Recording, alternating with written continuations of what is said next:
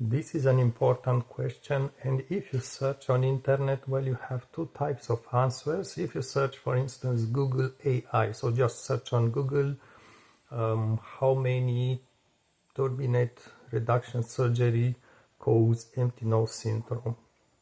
The AI in Google actually is giving an answer. If you just search it, 2026, I believe it's between 8% to 20 or 22%. However, it does not give a reference. So there is no reference for to a study that shows this number. So I'm just not taking those numbers just like that. Now, if you search on, usually it's blogs or even studies, they say it's a very rare situation condition. This is really what you've heard the most, and I think it's more like I would say, trend to say something like this. And I also did search studies specifically that did evaluate how many people develop ENS after this surgery. So really just like take a cohort of people, maybe 1,000 persons who had turbinate reduction surgery of any kind, any technique or so, and then just call those persons and ask them after a period, I guess, after a few hours after the surgery, and ask them, give them a questionnaire, how many of you got symptoms that relate to empty nose syndrome. So I did search specifically for such studies. Now, I'm in Canada, means North America, and unfortunately when you search on Google, it gives you local results most of the time. So it concentrates all the results that come from North America. It does not give you results from other parts of the world, such as maybe South America. Europe would be very interesting to know, Russia, Asia, Africa, perhaps a little bit less, Australia, and so on. I could find one study that did actually focus exactly on this question. What's the percentage of ENS patients out of a number of persons treated with turbinate reduction of any kind? And there was just one study, and that one was from European hospital or something like this. And it did actually evaluate the patients that were treated by one doctor in Europe. So first, let's just put out there, the study did say there is almost no ENS patient in the persons that were treated by that doctor. So there's two things here. First is how unbelievable is there are no other studies, or at least Google did not return such studies. You will see if you search on Google about ENS, there are a lot of studies asking the question, what's going on with ENS? How does it work actually, the problem that is? But there's no research, and I personally just did a little bit of research back in my days.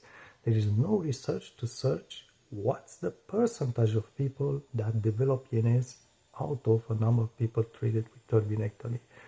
And this is just does not make any kind of sense to me. It's not just unusual. I would call it suspect. It's suspicious.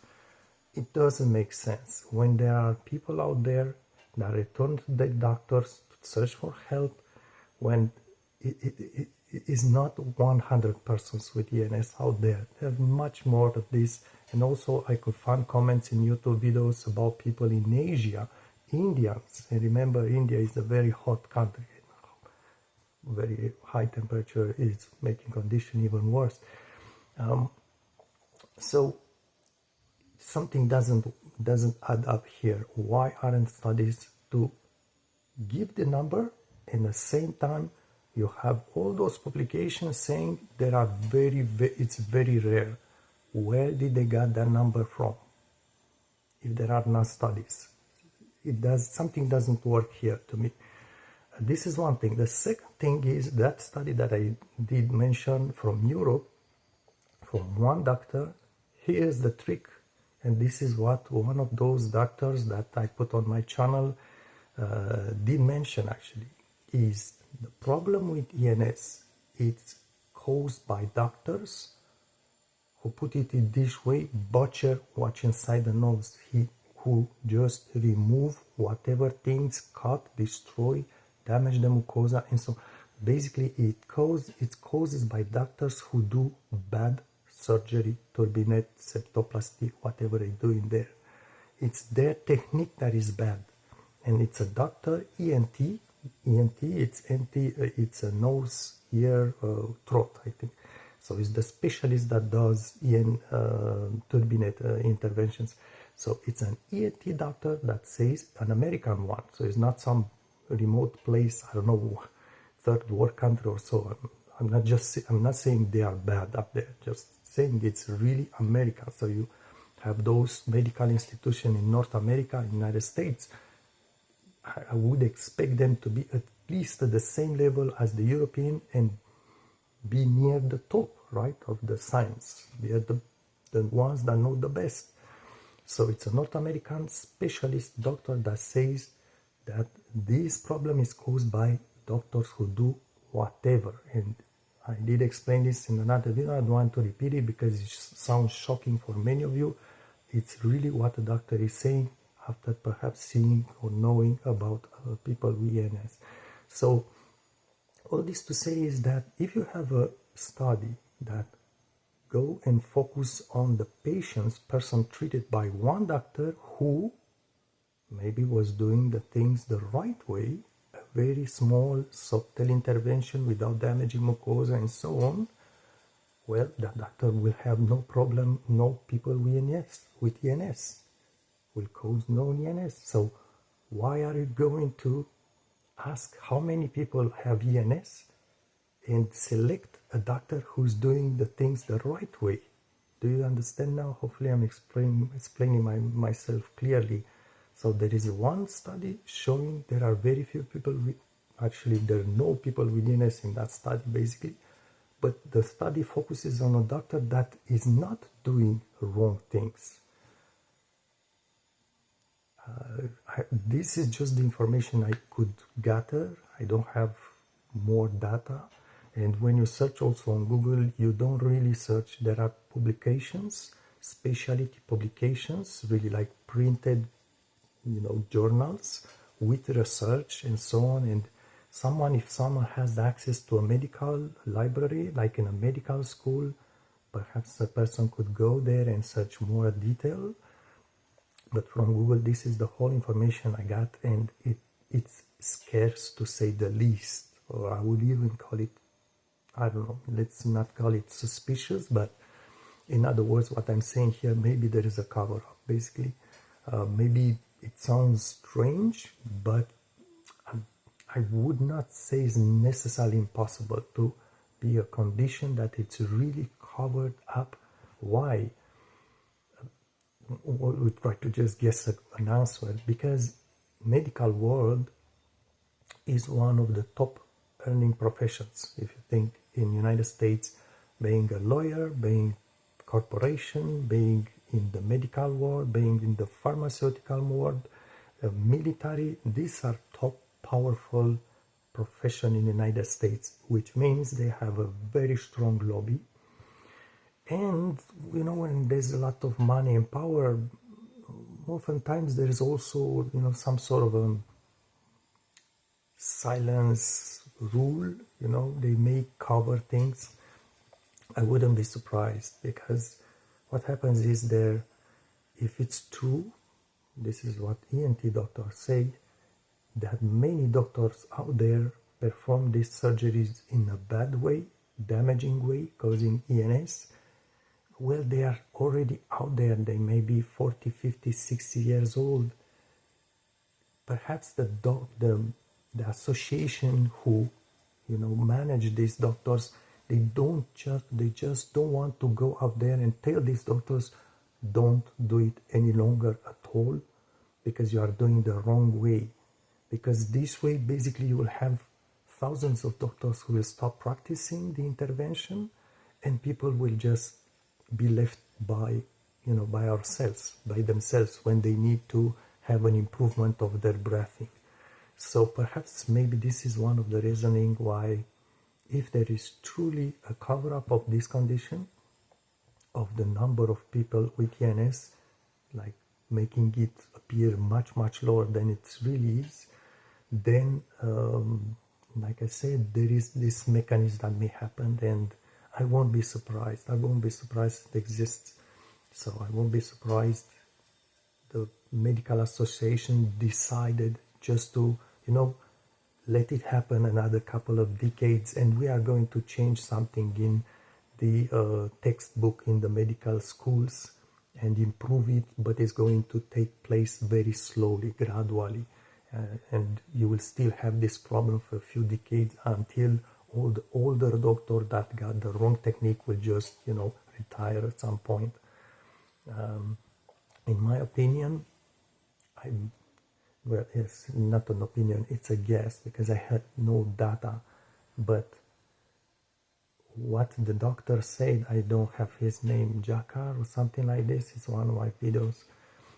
What he said is that he said there is no standardization of this procedure, and this is just sounds, there's no way to put this thing, it's horrifying to hear a doctor saying is no standardization. It means the doctors that learn this in school, in medical schools, we are talking about North America, they are left to remove whatever, well, more or less whatever they want, the amount they want from inside the nose. So there's no, you know, no restrictions, no limits, or more or less no limits.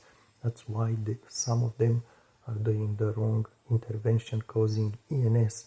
And I'm just guessing by the saying of that person, that doctor, that there is no standardization. To me, this is just,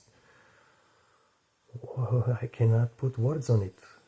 Makes me think the number of ENS persons up there, empty nose syndrome persons, it's far higher than that very rare situation, very small number, far higher. Because one doctor, imagine there are hundreds of thousands of doctors that do this intervention. One single doctor that got the wrong technique and is going to treat, you never know how many, maybe one person every week, maybe one person every month, 2 persons every week. Well, through his career, there are going to be thousands to hundreds or maybe thousands of persons like this. The doctor that was saying there is no standardization, he was about, I would say, 50, 60-year-old person, and he says, I did turbinate reduction in 3,000 persons. So a single of these doctors that's doing the things wrongly, this turbinate reduction wrongly, may cause thousands, hundreds, or even thousands of ENS persons. Because when he's doing the things the wrong way, I will just guess that at least half the persons treated by that person are going to develop ENS, if not more, right? Because you are doing butchery, you are butchering everyone, because nasal restriction needs removal of things, and you are going to remove the same amount all time, or more or less a lot, and the wrong way, also damaging the mucosa. So in my opinion, there are much more persons with ENS out there. And one of the questions is, where are those persons? We do see people commenting on YouTube videos. Yes, we do have also quite a few YouTube videos about the subject. Now, I can just understand that not everybody is going to go out there and, you know, just react, you know, just I'm having ENS and I'm just putting myself out there, reacting, putting a video comment or whatever, what else. So not everyone is going to just, you know, be visible, if you want. So who knows, maybe out of 100 persons with ENS, maybe you have 5-10 persons who go on YouTube videos and comment or upvote or post the video. So the number would be much higher than those that you kind of realize are present on YouTube alone. Maybe there are other Reddit also, there are other media where they react about this problem, other platforms as well. So I believe the number must be much higher, and you know, there are many of those people who just go by their day basically, and we never know about them. Basically, they are not visible. That's my answer to this question. If you want, just a supposition, right? There's no data for it. And also I just want to point out that this is just my feeling, really just my feeling. I'm European. I did live in Europe for 20 years, and my feeling not by, you know, I don't, how to say, I did not experience personally this, but I did meet professional persons, let's say doctors, but also other profession in Europe, and I also did meet professionals in Canada, not in the United States. And I just want to say this kind of, it's something that's not perhaps easy to understand. I feel like the professionals in Europe are better prepared, are more professional, to say it this way, than what we can find in North America, at least in Canada. And I'm not saying, I'm fairly sure the United States may have excellent doctors, among the top doctors, but overall I would say, and I'm just referring to Canada here, I feel like European doctors are better prepared and somehow more aware of their job, of their profession. I'm not saying better, I'm just saying more, they think more about it. So I would just throw a guess there that maybe in Europe this ENS condition is less frequent than maybe in United States compared to United States and Canada. I'm just saying this, I'm not sure about it. I'm curious about the rest of the world. You know, there's many other countries which are practicing this intervention. So just a thought.